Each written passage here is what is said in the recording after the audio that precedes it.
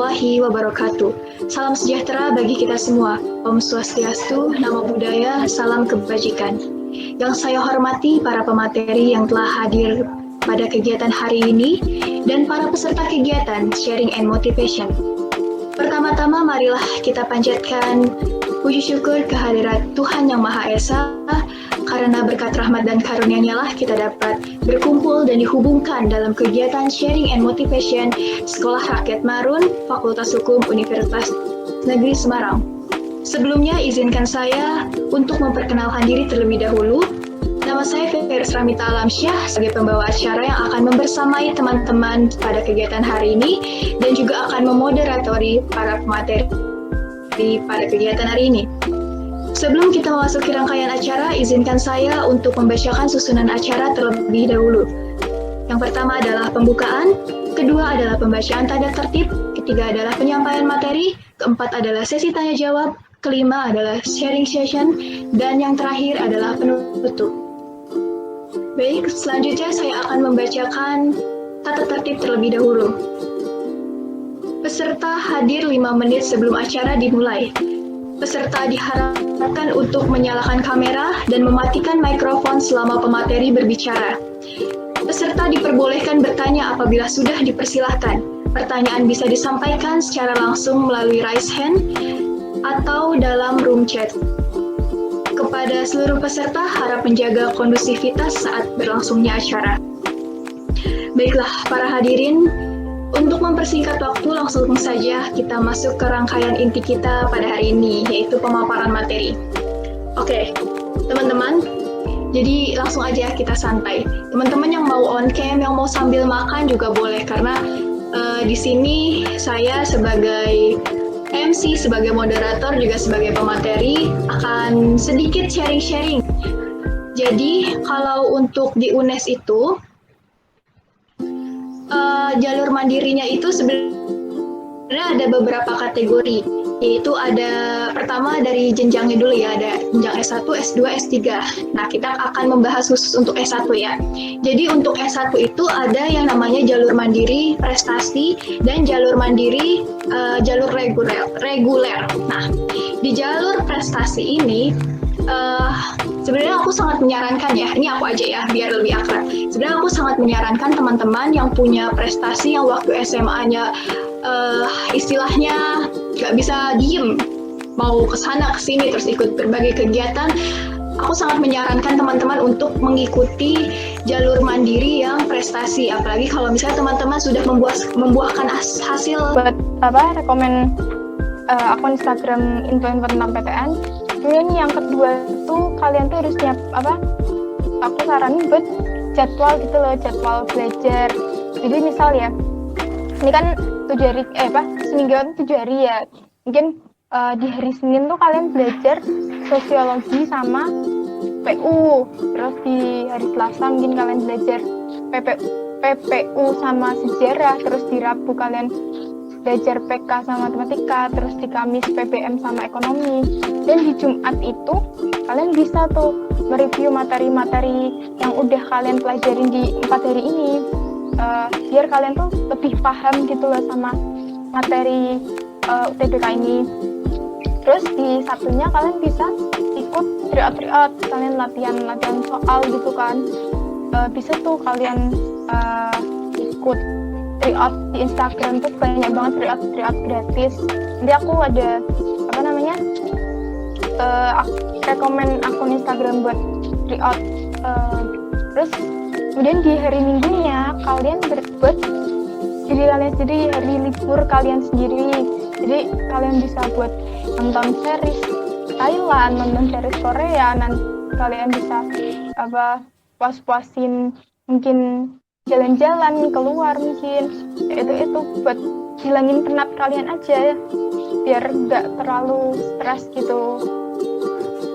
Terus kemudian kalian perlu belajar dan latihan soal, perlu banget ya. Dan itu kalian tuh harus seimbang, kalian harus belajar teori dan juga latihan soal. Jangan cuma belajar teori terus nggak latihan soal, ya kan kalian nggak keasah gitu loh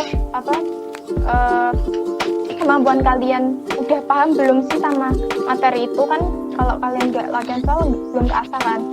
Nah, dengan kalau latihan soal terus nggak belajar kan belum tentu semua yang di latihan soal tuh bakal apa ya bakal keluar semua gitu loh.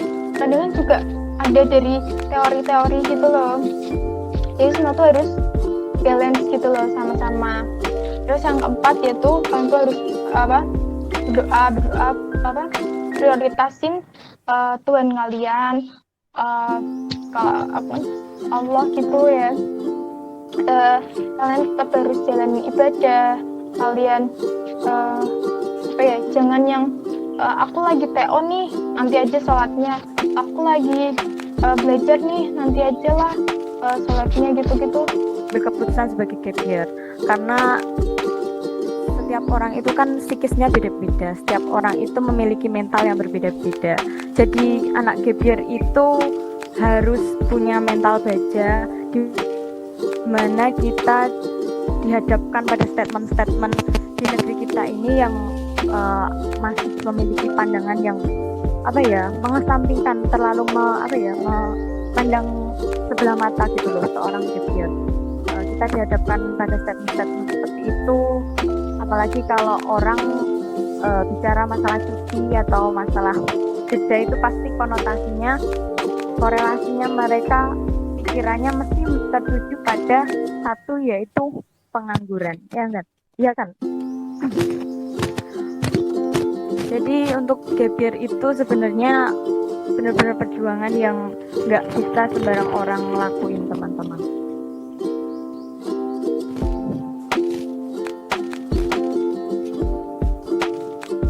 Sebenarnya sih ya, aku di sini sih bukan untuk menyarankan kalian buat gap year atau ngasih masih berusaha menghibur kalian yang mungkin ada di forum ini yang yang belum memiliki kesempatan lulus PTN. Tapi aku di sini cuman mau sedikit berbagi aja, sharing aja tentang pengalaman aku dulu setelah lulus sampai akhirnya bisa gap year, sampai akhirnya sekarang bisa masuk ke UNER. Jadi saya itu lulusan tahun 2019. Saya dari SMA Negeri 1 Tewon itu ada di Jakarta, dan dulu saya itu memutuskan sebenarnya saya itu nggak berekspektasi, nggak bercita-cita, nggak menginginkan untuk gap year. Malah justru gap year jadi pukulan berat buat saya, menjadi satu problem saya yang akhirnya membuat sedikit mental saya itu down. Jadi saya sempat dulu pernah sampai mengurung diri, sampai menutup komunikasi sama teman-teman. Bohong ya kalau saya bilang enggak. Nah, soal ini adalah soal yang awalnya itu nggak masuk di kisi-kisi UTBK, tapi pas hari H UTBK soal ini tiba-tiba keluar. Jadi dipahamin dulu deh soalnya. Kalian perhatiin.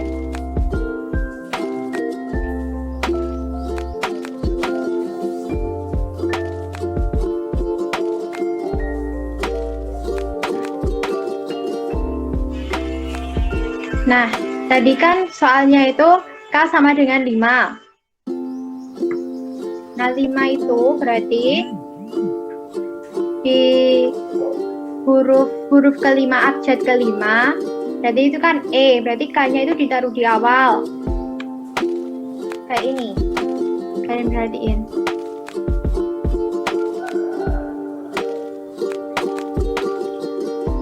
Terus K5 berarti bawahnya huruf bawahnya K, berarti itu kan huruf ke-6. Jadi langsung aja kalian tulis itu.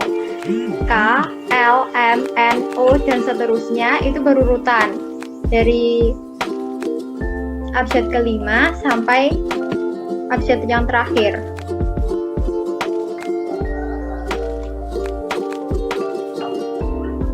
Paham nggak?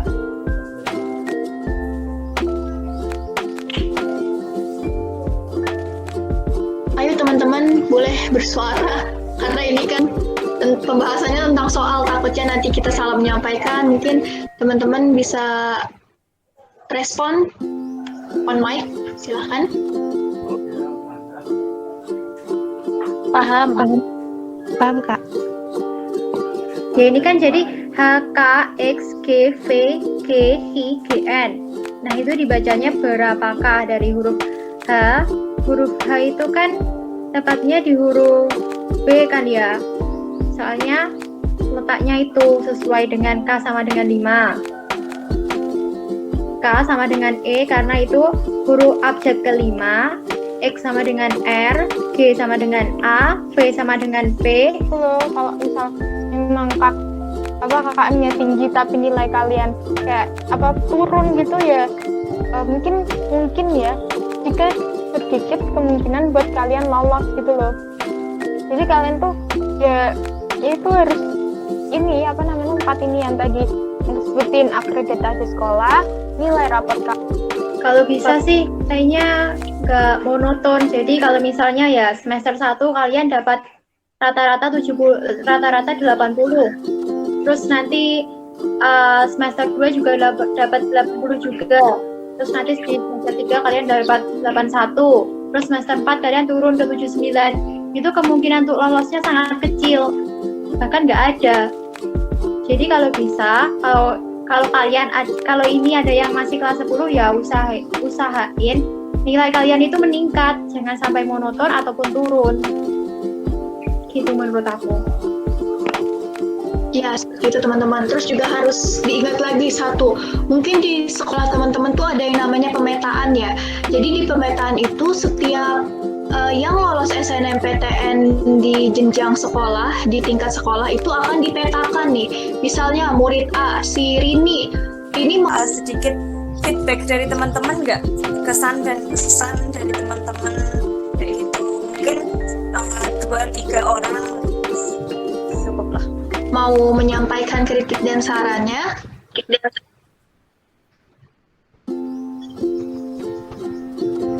Ya, silakan Puri, dipersilakan. Dari kita sama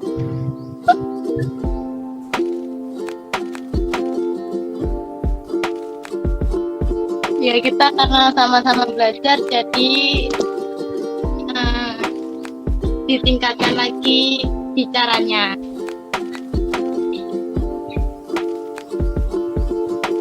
Oke.